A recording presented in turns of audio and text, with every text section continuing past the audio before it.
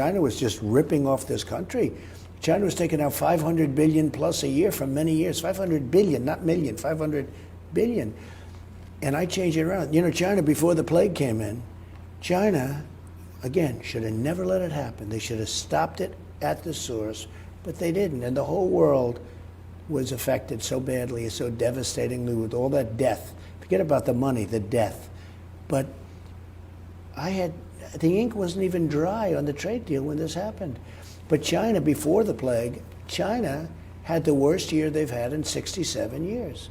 That's because of me. Now, I don't say that with pride, but what's happened is China's been ripping off our country for 30 years, for longer, but for 30 years. The World Trade Organization's been a disaster with respect to China, and so has the World Health Organization, which we've now officially pulled out of.